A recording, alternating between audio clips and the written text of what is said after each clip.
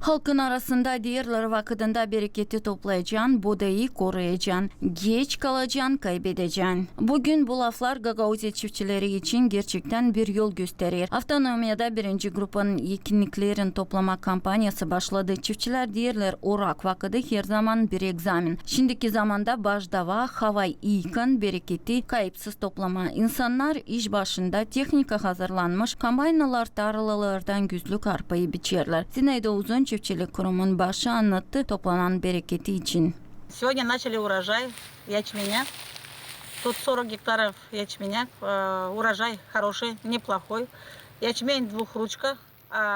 Bugün 140 hektar arpa toplamaya başladık. Bereket Dilproft arpa güzden ekilmiş. Şimdi ne kadar centner verir bir hektar söylemeyeceğim ama en az 5 ton çıkar. Bizim çorbacılık arpa, buğday, semiçka, gorok hem de raps büyüdür. Çok yıllık külturaları da var. Kereği, zerzeli, şeftali hem başka meyve. Еще мы занимаемся многолетними культурами. Черешня, абрикос, персик. Очень много сортов.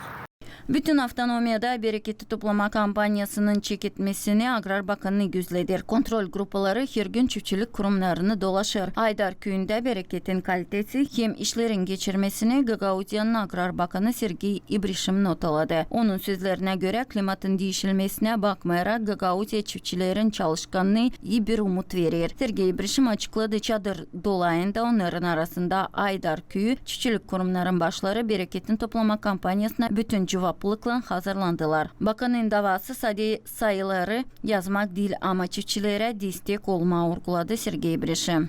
Хочется добавить, что сегодня Узвиком это очень динамично развивающееся хозяйство, которое сеет сегодня все по новым технологиям. Terim ekleme yani bu çorbacılık gün yeni teknolojilere göre işler. Çadır dolayında bu tek kurum nerede işi götürür karı Zinayda İlinç'na. O iyi örnek hangisi bugün kombaynada da traktörda da bilir bütünden işi teknolojilere. Это Зина Ильинична, которая сегодня и в комбайне, и в тракторе, и знает всю работу, всю технологию от А до Я. Bereketin il grupasına değil sadece ekin ama arpa, gorok hem raps da girer. Onların toplaması çok büyük dikkatlik ister. Halkın arasında diğerler ora günlerinde bir zahmet var. İş durmasın. Gagauzya çiftçilerinde ileride ta bir ay var bereketi toplama dini. Yeni bereketten ekmek datlı iyi hem bol olsun çalışırlar. Toprağına sevgiyle hem büyük zahmetle çiftçiler işlerler. Gagauzya'nın ambarlarında buğday mutlaka olacak derler Agrar Bakanlığı'nda.